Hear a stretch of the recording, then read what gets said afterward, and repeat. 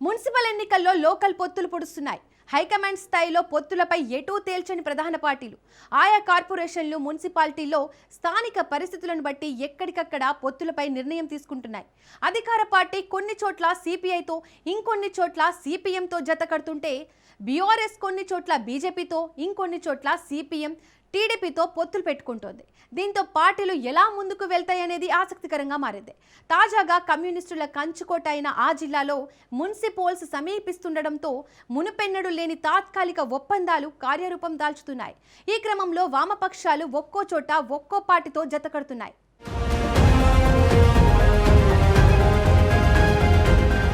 Telangana municipal ఎన్నికల వేళ రాజకీయ సమీకరణాలు శరవేగంగా మారుతున్నాయి.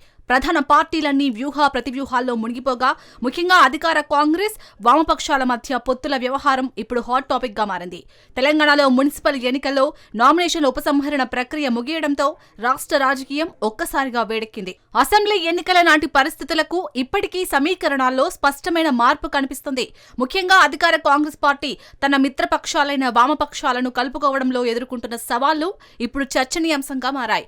ఇక ఈ ఎన్నికల ప్రత్యేకత ఏమిటంటే రాష్ట్ర వ్యాప్తంగా ఒకే రకమైన పొత్తు ఉండకపోవచ్చు.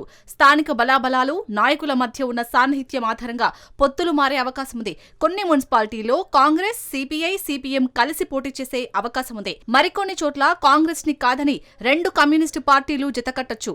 నల్గొండ, ఖమ్మం వంటి జిల్లాల్లోని కొన్ని పట్టణాల్లో బీఆర్ఎస్, సిపిఎం మధ్య లోపాయికారి ఒప్పందాలు జరిగే సూచనలు కనిపిస్తున్నాయి.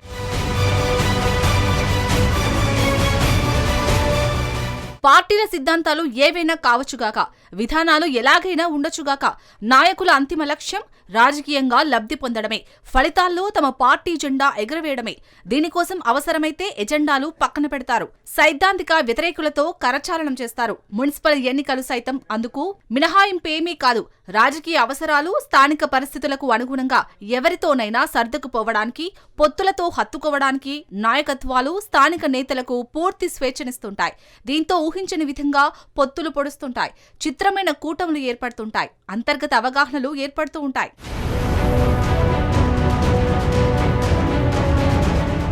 ఉద్యమాల గుమ్మం, పోరాటాల పురిటిగడ్డ ఖమ్మం జిల్లా. మున్సిపల్ ఎన్నికల్లో ఉమ్మడి ఖమ్మం జిల్లాలో రాజకీయ పార్టీల మధ్య చిత్ర విచిత్రమైన పొత్తులు కుదిరాయట. ఈ జిల్లాలో సిపిఎం ఏకకాలంలో ఇటు అధికార కాంగ్రెస్ తో, అటు ప్రతిపక్ష బీఆర్ఎస్ తోనూ దోస్తీ కట్టింది. ఖమ్మం జిల్లా పరిధిలోని మున్సిపాలిటీలో బీఆర్ఎస్ తో జతకట్టిన సిపిఎం భద్రాద్రి కొత్తగూడెం జిల్లాలో కాంగ్రెస్ తో కలిసి బరిలోకి దిగుతుందట. మరోవైపు అసెంబ్లీ, లోక్సభ ఎన్నికల్లో కాంగ్రెస్ తో కలిసి పోటీ చేయడంతో పాటు ఇప్పటిదాకా మిత్రపక్షంగా వ్యవహరిస్తున్న సిపిఐ మాత్రం ఈసారి హస్తం పార్టీని ఢీకొట్టేందుకు సిద్ధమైందట. దీంతో ఈ పార్టీల మధ్య మిత్రబంధం దాదాపు చెడినట్టేనన్న అభిప్రాయాలు వ్యక్తమవుతున్నాయి. అంతేకాదు అక్కడక్కడా బీఆర్ఎస్ తో దోస్తీ కట్టేందుకు సైతం సిపిఐ సై అంటుండడం ఆసక్తి రేపుతోంది.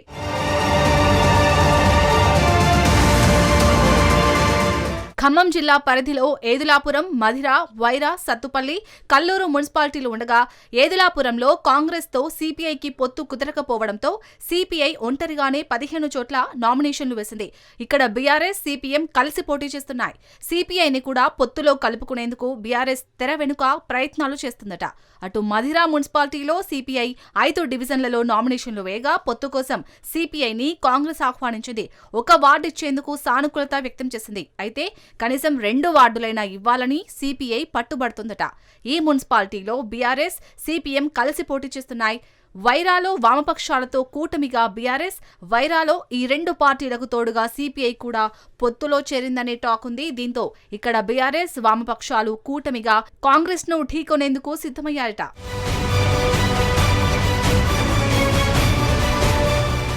సత్తుపల్లి, కల్లూరు మున్సిపాలిటీలో బీఆర్ఎస్, సిపిఎం కలిసి పోటీ చేస్తుండగా సిపిఐ మాత్రం ఒంటరిగా బరిలోకి దిగుతుంది.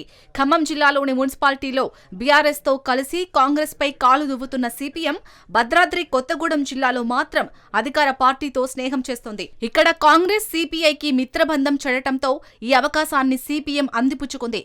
కొత్తగూడెం, అశ్వరావుపేట మున్సిపాలిటీలో ఈ 2 పార్టీల మధ్య పొత్తు కుదిరింది. ఇల్లెందులో మాత్రం సిపిఎం బీఆర్ఎస్ తోనే కలిసి పోటీలో ఉందట. కాంగ్రెస్ ఒంటరిగా పోటీ చేస్తుండగా సిపిఐ టీడీపీతో కలిసి బరిలోకి దిగుతుండడం ఆసక్తికరంగా మారింది.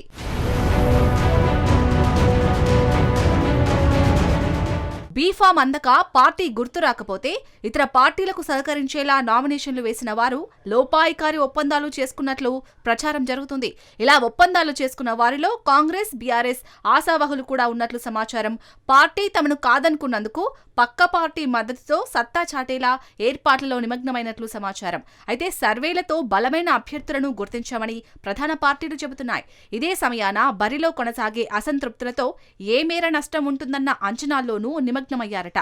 నామినేషన్ ఉపసంహరించుకోకుండా చివరి వరకు ఎవరుంటారు? వారికి వార్డులో ఏ ప్రధాన సామాజిక వర్గం మద్దతు ఉందనే సమాచారం కూడా ఆరా తీస్తున్నారు.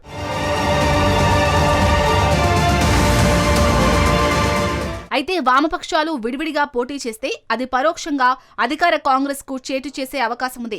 ముఖ్యంగా దక్షిణ తెలంగాణలో కమ్యూనిస్టులకు క్యాడర్ ఓటు బ్యాంకు బలంగా ఉంది.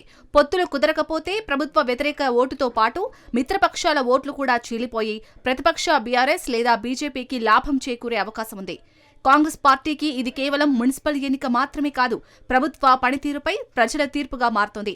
అందుకే చిన్న పార్టీలను కూడా కలుపుకోవాల్సిన అవసరం ఆ పార్టీకి ఉంది. కానీ సీట్ల సర్దుబాటులో ఇచ్చిపుచ్చుకునే ధోరణి లేకపోతే పొత్తులు పొడవడం కష్టమే.